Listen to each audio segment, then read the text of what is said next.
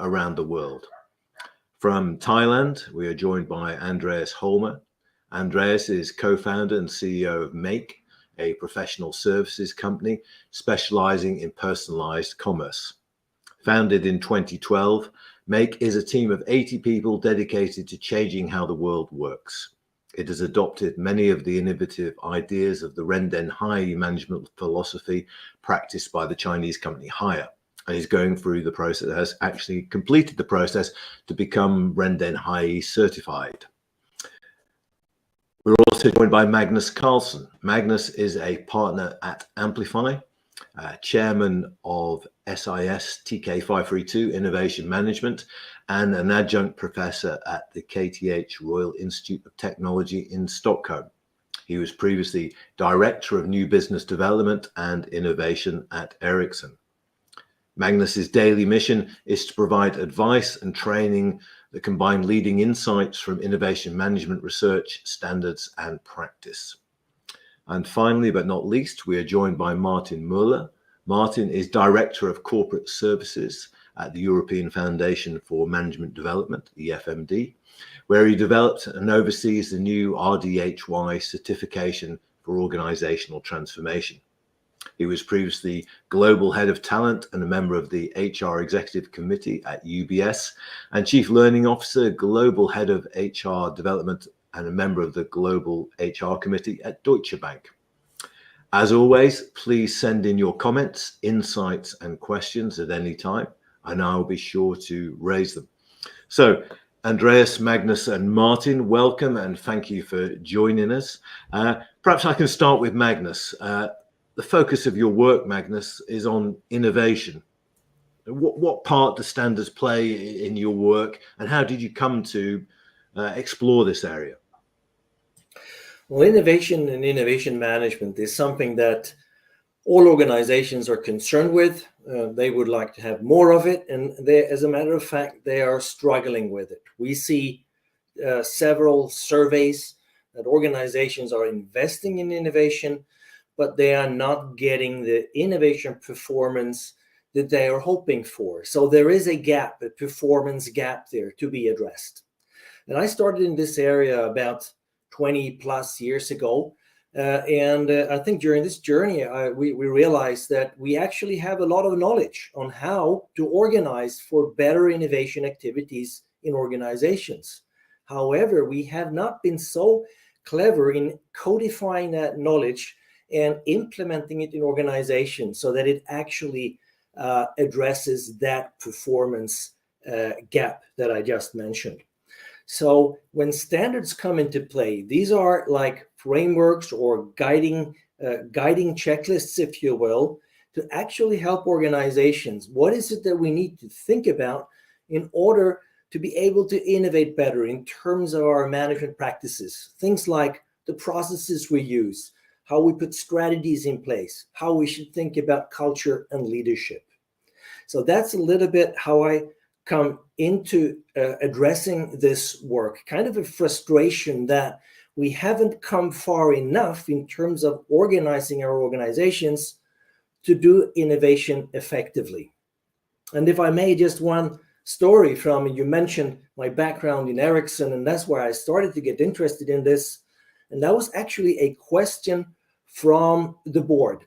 The board did their annual risk analysis scheme, and at the top of the risk analysis of prioritized risks were the risk of losing our innovation capacity or our innovation capability. And that's true for many organizations. That is the highest risk if they should slow down or stop innovating. But the next question from the board was, how do we know if we are losing our innovation capability? And there are no ways to easily measure that. There are no recognized frameworks and so at the time. So that's why I got engaged in the international community to define what we call the guidance standard for innovation management system that actually can help us to look through that system as a lens to understand what is our innovation capability at a given point in time. And it also helps us to know where should we focus if we want to improve. So that's how I got involved in the first place. So to something, I mean, it's counterintuitive, really, or it's counter the accepted wisdom about innovation. The accepted wisdom is that if you give people more freedom, if you give them 20% of their time to do innovative things, they will become more innovative. But what you're saying, Magnus, really is that innovation without codification, frameworks, some sort of more regimented or shared process won't get anywhere. Exactly. And we're talking about a common framework and a common language. Those are the enablers that this can provide to an organization. It's about creating the best possible conditions. And very often, that is about removing barriers. We see that organizations are not created to explore new things. They are created to deliver here and now to customers with quality. So organizations have barriers for innovators and teams and so on. So we must be proactive in creating the right conditions, the space, the time, and the resources for innovation to happen. And top management or the people that are providing the resources in the organizations must be involved and understand what does it take to make innovation happen. Otherwise, you would create a lot of frustration in organization. Even if you create the freedom, those great ideas will go nowhere. Yeah, there's a sense really innovation is almost taken for granted, isn't it? It's like I go running and you see a lot of people running, but nobody actually is coached in how to run. They kind of take it for granted. And I think there's much the same could be said about innovation. Exactly. And take leaders, for example. The leaders are setting the tone in the company, the culture, and so on. But if they are talking about only delivering here and now, short-term issues and so on, you are not fostering the environment for innovation to flourish. And that is often done unconsciously. You have to proactively address that and make leaders aware that how they behave, how they act as role models are important for the organization and for the innovators that potentially are there and can do great things for your organization. So yes, role models are important. Leadership is important to make innovation happen. And tell us more about the common language. I mean, so that's the problem you frequently see in organizations, that they talk a lot about innovation, but people within the organization don't really have a shared understanding of what it is, what it involves, and how success can be measured. Correct. And it actually starts with as simple as defining innovation and what is included. So that's what we spend a lot of time actually in the international work. We have over 50 countries working within ISO, the International Organization for Standardization, in coming up with a framework that we use all the knowledge from all these countries, but also when we're done, we can apply it and implement it on a broad scale globally. And the common language is really the foundation for that. That, and together with a set of principles, a set of actually 8 quite simple principles that define what is this area all about. And just one thing with defining innovation is making sure that it includes more than high-tech products, so that we can also include things like processes, models, our methods, the way we organize and manage and so on, so that we can have full spectrum innovation in the organization. And we know that business model innovation, for example, is one of the most powerful ways to innovate in an organization. And unless you're clear about that broad definition of innovation, you might think it's all about technology and products, and that is important, but that's not the whole story. And we could stretch that even into other types of organization, public organizations that we're dealing with, for example, social innovation, sustainability innovations, and so on. That is so important to get implemented, get done in society today.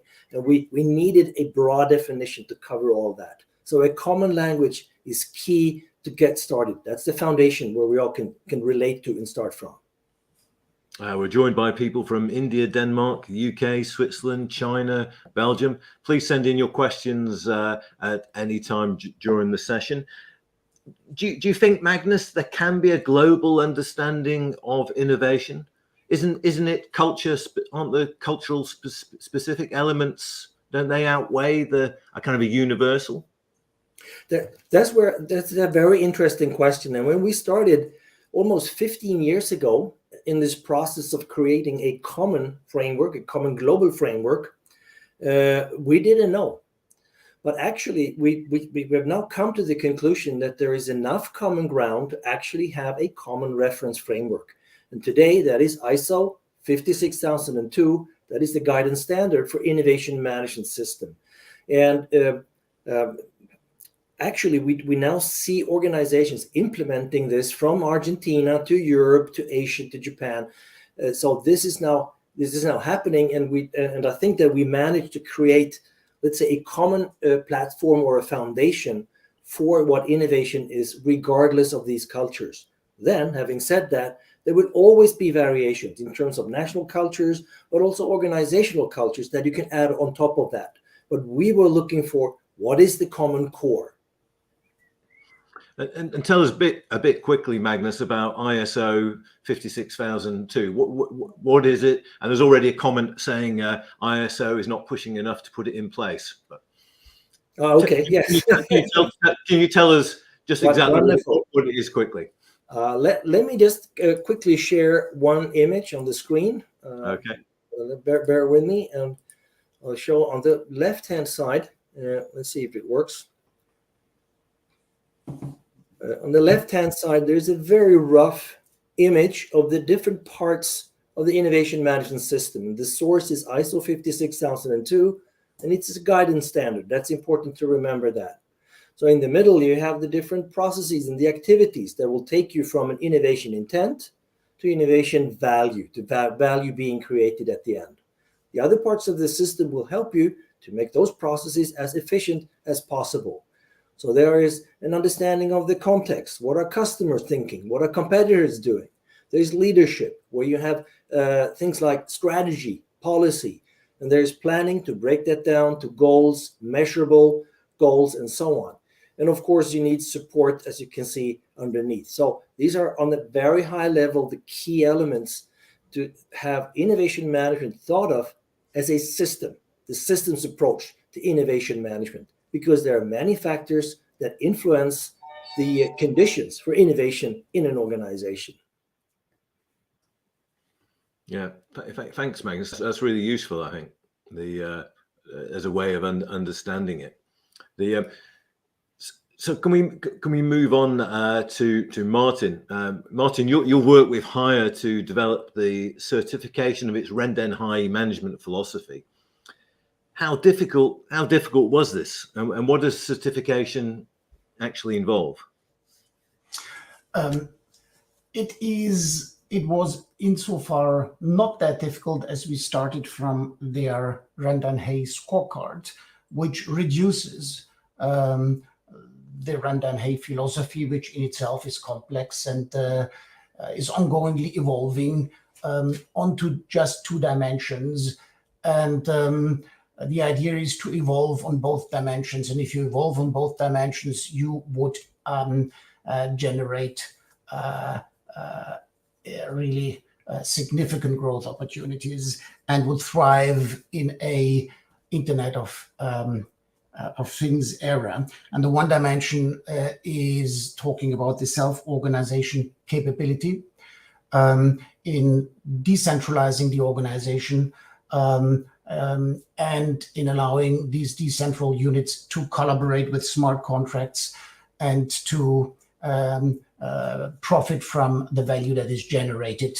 The other dimension, so that would be the organizational practices, how you organize work.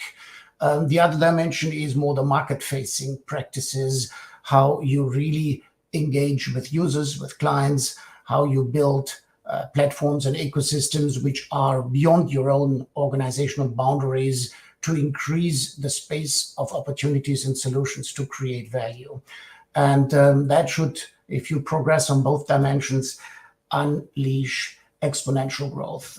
So with that scorecard and this reduced complexity of looking at Renden Hay through that scorecard, we were able to define 4 standards for both dimensions, in total 8 standards, each with 3 criteria, which we would candidates, organizations asked to look at and to look in a mirror and say, and how do we do along these standards and criteria. What is our approach to it? So we are, among others, an accreditation and certification body and have added this scheme following the usual process that we apply, which is first self-assessment, then an external review.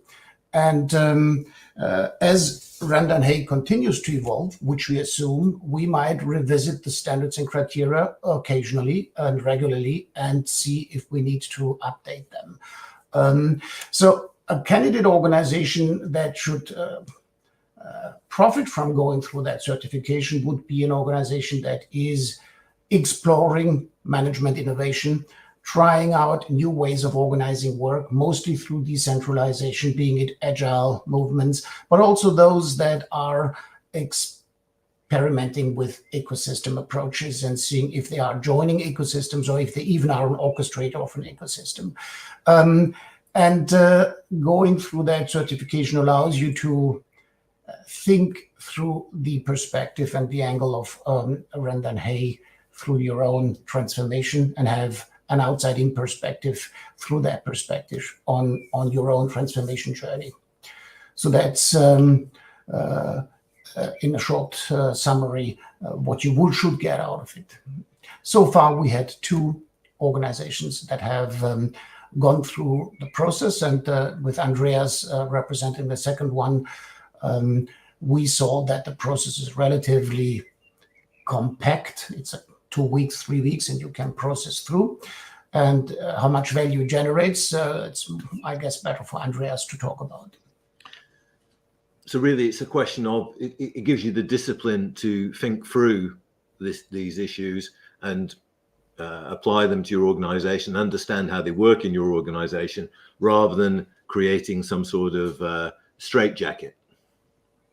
Yeah, it might confirm some of your assumptions and your practices, or it might challenge them. And it might help you to validate what you do or to rethink it and maybe even adjust slightly or get some additional perspective. So each case is different and unique. So we also gave Andreas some feedback, which he might agree or disagree with, but at least it's an outside-in view on a pretty complex topic. So how do you manage your transformation? And Andreas, for example, is just kicking off a organizational transformation. And thinking through it again, through that perspective of Rand & Hay, should help you really to get additional validation of your plans. I suppose the challenge with something like Rand & Hay, which is a kind of broad-ranging philosophy, which is constantly evolving. So actually nailing it down in a way that can be understood even is demanding. Yeah, so the self-organization, we see more organizations interested in the field who transform along the self-organization capability. And empowering autonomous teams. The other dimension is a bit more tricky, where Hire was a hardware manufacturer that had a transactional revenue by selling refrigerators, washing machines and the like, and every 10 years you might have had a client interaction. But they now add recurring revenue to transactional revenue, and the idea is that you much more often interact with your users through digital means and sensors and screens, that there is an ongoing interaction with your user base. So you can drive revenues through ongoing addition of ecosystem partners that are up or downstream in the value chain that interact with you and your machine. So the machine is now a washing machine, just a window to a much broader set of opportunities. And this one, Stuart, is one where we see more difficulties for organizations to really adopt that approach. It clearly leaves the boundaries of the organization. It's a much more open, horizontal concept. But there we again just boil it down to the capability of ongoingly understand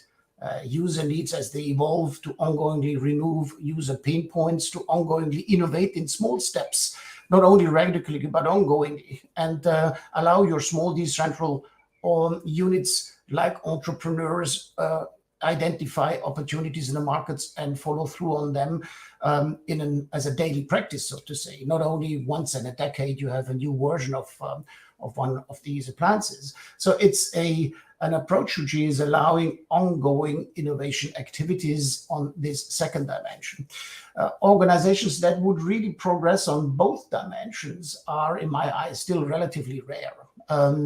But the concept behind Rand and Hay is that you should progress on these both dimensions to be not only to see change as a threat, but the opposite the case, to see it clearly as an opportunity for creating value and ongoingly increasing value that you can create.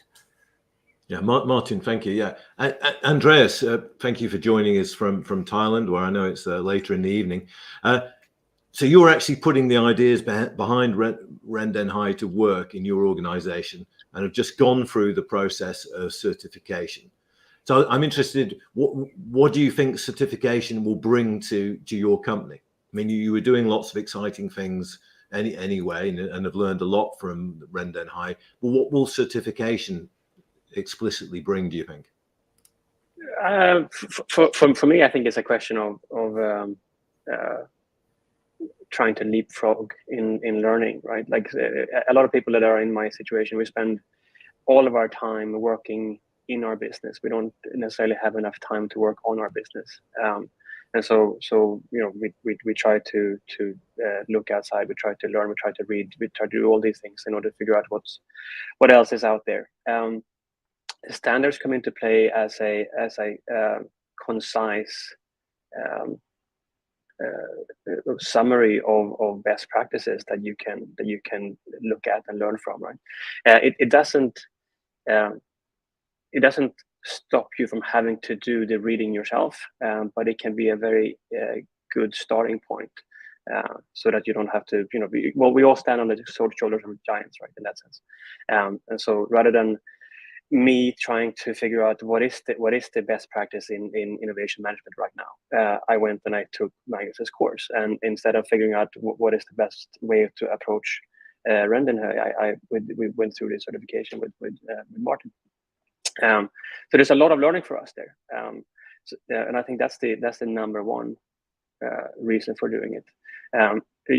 I should note that both the ISO standard and Rand and Hay will definitely not shy away from saying that context is important. So neither of these things are prescriptive in that regard.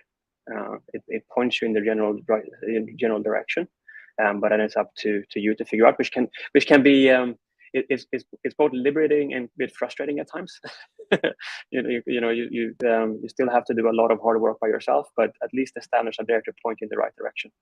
And then that's number one. And then if you continue down that road, then of course there's you can use standards for rules to play. For example, I have customers who will only deal with companies that has certain ISO standards, for example, etc. But the real reason is the learning opportunity for sure.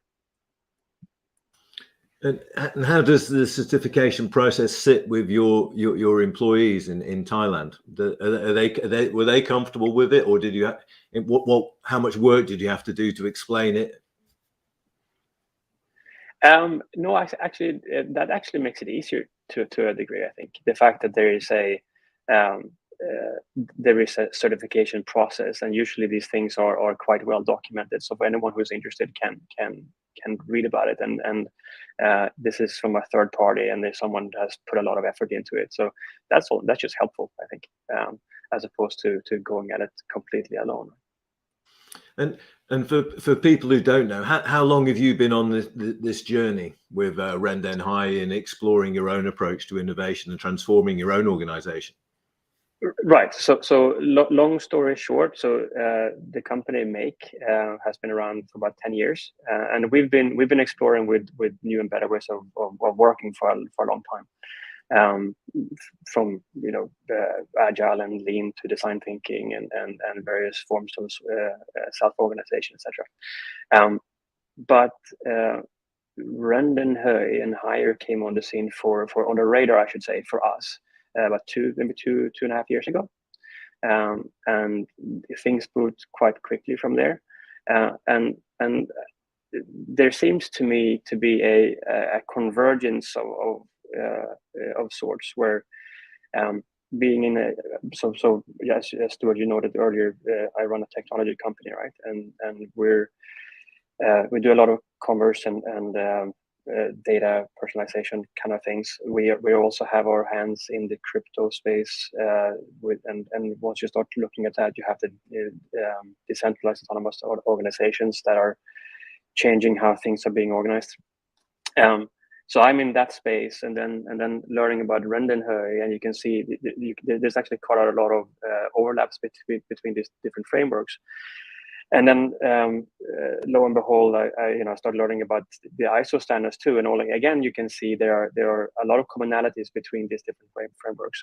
Everyone is coming at it at completely different points of view, but there's patterns, which is very interesting to see. So clearly to me, we're moving into a well, call it Industry 4.0, or call it whatever you want. We're moving into a new world of work, and depending on if you're in the tech space, the organizational space, the innovation space, there are best practices that work, and people are putting those into place as we speak. And so you just have to keep your eyes open and connected also. Yeah, I suppose you've got the challenge is keeping the momentum going and not ever feeling that the certification or the standard, meeting the standards is a kind of a finishing line.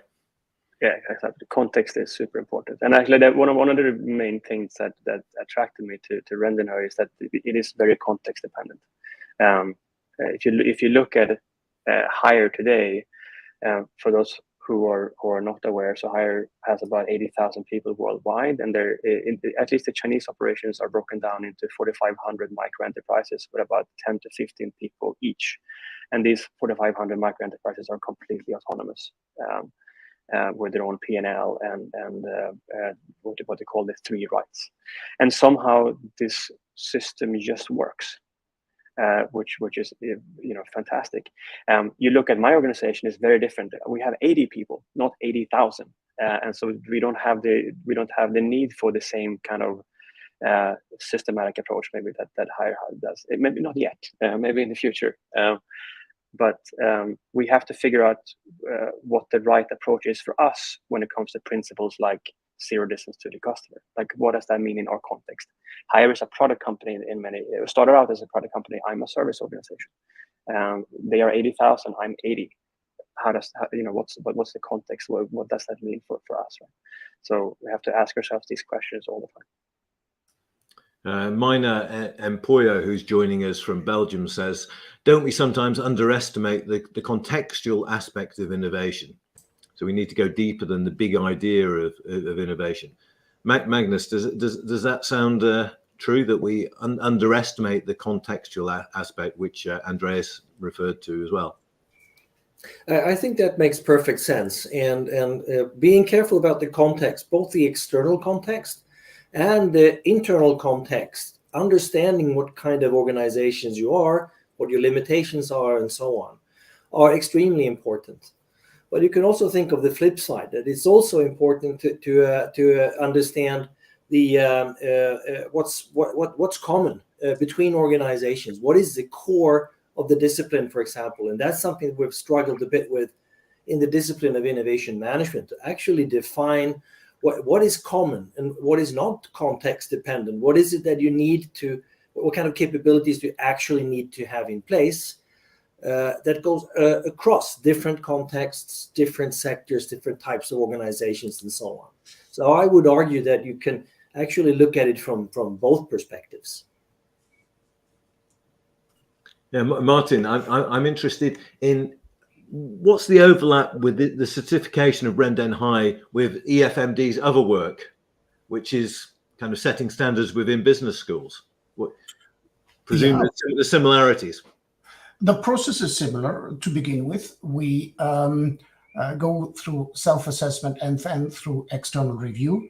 what is different, what is the same with all of our 8 certification schemes is that they define excellence in a certain area through a framework of standards and criteria.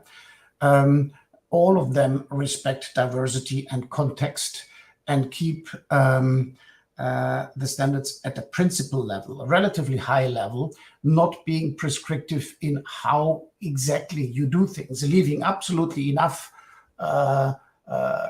freedom to innovate and implement your way.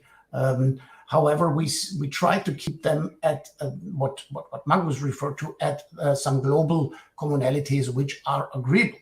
And we have in all of our schemes ongoing revisions with our certified users of our standards and sometimes update them. The digitization has led in our standards for example, for business schools and how you run a business schools, significant changes in the framework that we implemented recently.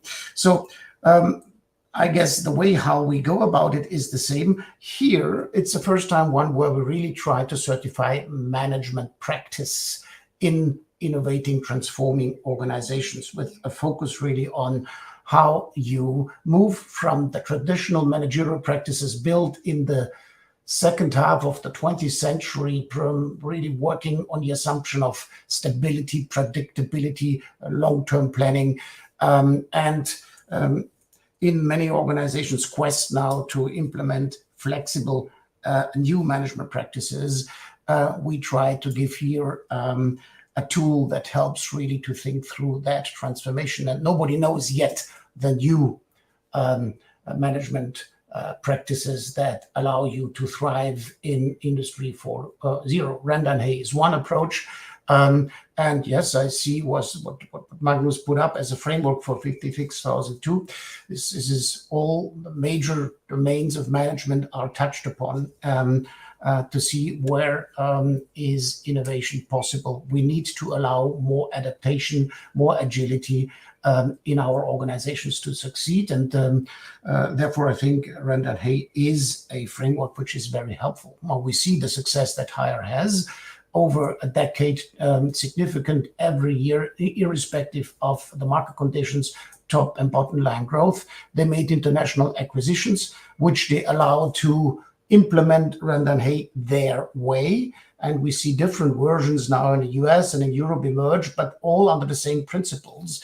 And therefore, I would say, I think that our standards are also with the question that was just put by the colleague in Belgium, that absolutely open to the context. We really need to understand the context. Otherwise, it would just be a check the box exercise, which it absolutely shouldn't be. It should be a strategic review process.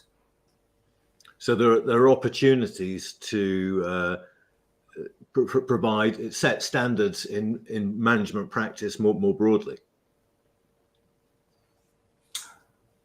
I would say there are some aspects where how you run the Six Sigma and Green and Black Belt, which were maybe a bit more prescriptive, but at the level of how you allow an organization to thrive in a volatile, disruptive environment, highly digitized environment, I think these standards help you to really reflect how you need to transform your organization. And many organizations are still run with very traditional practices that they are since 30, 40 years. Yes, they have been ongoingly adjusted, but the radicality with which Hire did it is a different approach to it. And we wouldn't expect this radicality, but some experiments on the business line level, on a geographic level, which we would like also to encourage and to provide legitimacy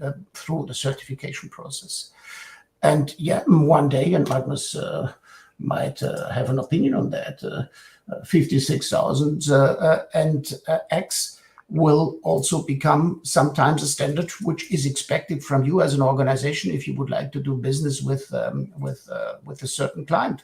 I don't know if it will go down so far, but I can imagine. Yeah, Magnus, do you want to add something to Martin's point? Yeah, that's up to the market to decide what kind of standards will eventually be taken up. And there is a certifiable standard being developed right now, which is called 56001. So that it will be possible to certify against that standard in the same way as you can do that with other management system standards in quality and environment and so on. And this is happening already. So organizations are getting certified in management practices in those domains. We have just lacked the dynamic element of innovation within those certifiable management practices. But maybe in 2 years' time, we will have that. So just mind you, what we have right now on the table, ISO 56002, is a guidance standard. It'll give you advice, guidance, and so on. It's great to start with, to really understand the ins and outs of creating that environment for innovation in any type of organization. And it's possible to start to do that already. There's a question for Andreas from Frank Karlberg in Zurich. He says, can you please describe what happens after a person has posted an idea on platforms you use? Who does what in order to help the idea grow and make innovation happen? And I guess what Frank's alluding to, that in Hire, with their micro enterprises and 80,000 people, you can see perhaps how things work. But in a smaller organization such as yours, how do you set up micro enterprises? Do you have micro enterprises, and how does it work if somebody has a brilliant idea? Yeah. So again, we're doing this as we speak, right? We're changing the wheels as we drive, so to speak. So as you point out, Stuart, within Hire, you have these platforms, and they can work as venture capitalists. They can provide funding, and they can do a lot of different things that I can't, because I'm not at that scale. What we have at MAQE now is something akin to a venture building program there, where people within the organization, or potentially outside in the future, has a business idea that we want to support. They will go through a 4-step process in order to validate that idea, which involves getting user input and building traction and all of those things.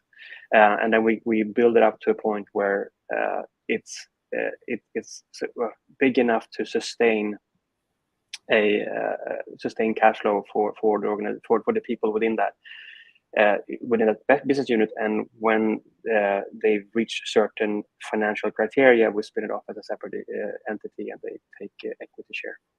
So that's how it's meant to work currently. And so we have 4 or 5 of these micro enterprises in the program currently, but we have never spun off a micro enterprise with and all that equity.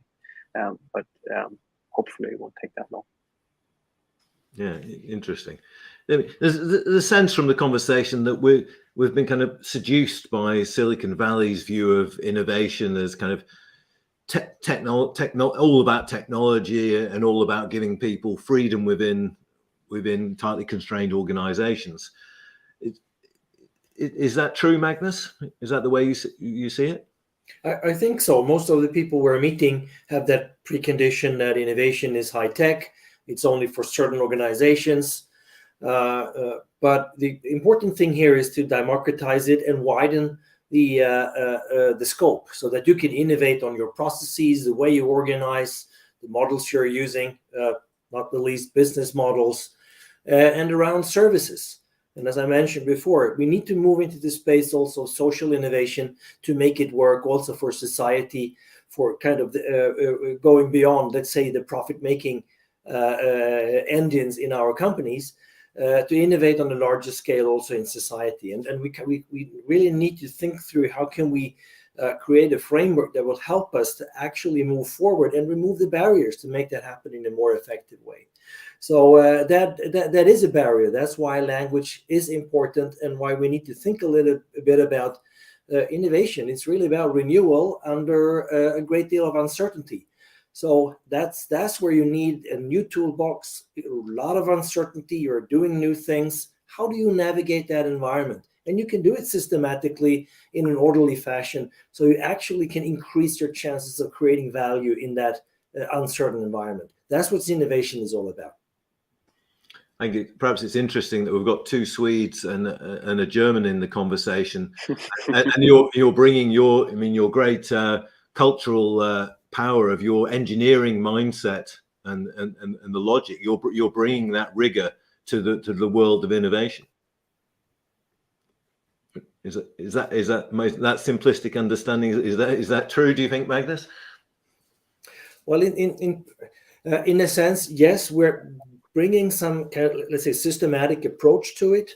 Yes, but we need also to be more than engineers when we do this. We need to have empathy for the user. We need to think about leadership. It's about culture. It's about strategy and so on. If we're too much engineers just wanting to solve problems, that is all great, but that's only one part of innovating, solving the problems. We really also need to be able to frame the opportunities, the challenges, and the jobs to be done that are out there. And it's not until we get a good balance that we actually can create value in the end from innovation. Yeah, Gina Cox makes an observation that many organizations are still run exactly as they were before the ecosystem around them was dramatically disrupted and became more volatile. I think there's some truth in that organizations have carried on working in their own way whilst the world has changed around them.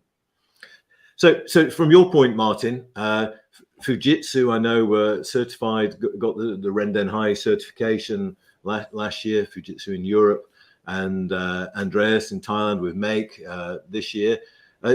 I'm sure you've had lots of interest in the certification. Where does it go next, and how can people apply or learn more about it? All the standards and the details are on our website, efmdglobal.org. Go on assessments, and then RDHY is explained in detail. We certainly would invite all organizations that not only think about innovating their managerial practices, but they already started in one way or another and are in the middle of that transformation, to take their certification as an opportunity to really validate and sense check and orchestrate a conversation amongst their leadership team around the way to go next, and to bring innovation out of the R&D department as a pervasive capability of the organization. And to, yes, the end is new technology, new solutions, but the way to enable that needs different ways of managing and organizing. And that's what we would like to provide all of those that are moving on and having the courage to really challenge traditional ways of managing. Many do. Many with whom we speak say, yes, higher is very advanced. That is a very bold objective to see what they do. But you have to start somewhere, and we hope that this tool and this certification process allows you to accelerate your own journey. So please visit our website if anybody's interested to learn more about it, efmdglobal.org. Pervasive capability is a nice phrase, isn't it? Thank you, Martin. Andreas, you're changing the world of work. So what next for MAQE? We have a lot of work to do with ourselves to begin with. So as you pointed out, the mission statement that we set for ourselves back in 2016 was to literally change how the world works. That change starts with us, and there is so much more to unpack in the Renden system. Just to use an analogy, given that I'm in the tech space, so when we build software, we say that we are moving away generally from what we call a monolithic architecture to microservices, which means that we're building systems that are much more resilient and scalable and flexible.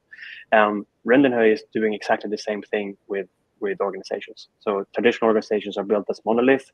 Renden asks you to rethink it and rebuild it as a series of microservices, and it's nothing short than completely re-architecturing everything that you thought you knew about how organizations work. So there's a lot of work there still to do for us. Like Frank asked me a few minutes ago, one of the main things for us is to there's left to do is to do the unbundling and actually launch all of these client-facing customer-facing micro enterprises, and that work is starting now, and it'll be a lot more in that department, hopefully. We're nearly out of time. Magnus, a final point. Are you optimistic that this pervasive capability, as Martin phrased it, will be embraced by organizations worldwide? Yes, I'm optimistic. If they take it on the right way, as guidance, as creating awareness, I do think that it can help and create the attention needed for leaders and managers in all kinds of organizations, actually to bring on a more systematic approach to innovation management and take some of the voodoo out of the equation that is typically surrounded the world of innovation. And I think also the way Renda and Hui that has been developed separate from the ISO framework, there are very interesting touch points that they actually go hand in hand in terms of culture when everyone's an entrepreneur. When it comes to zero distance to customers, where we start with the insights and being close to what's happening with customers and where they are going. And finally, the adaptability that we find in the micro enterprises setup, where we can reconfigure our organization in real time, depending on what's happening around us. So those are three very important intersections and touch points between these two strands of thinking about management innovation. Brilliant. Thanks very much. So Andreas Holmer in Thailand, Magnus Carlson in Sweden, and Martin Moller in Germany. Thank you very much for joining us. A really interesting and thought-provoking discussion, which I think turns on its head many of the conventional ideas about innovation and our understanding of innovation. Thank you, everybody, for joining us today. Our next session is on the 11th of July, where we'll be talking about the ecosystem canvas with Capgemini Invents Management Lab. Thank you once again, everybody, for joining us. Thank you. Thank you. Thank you.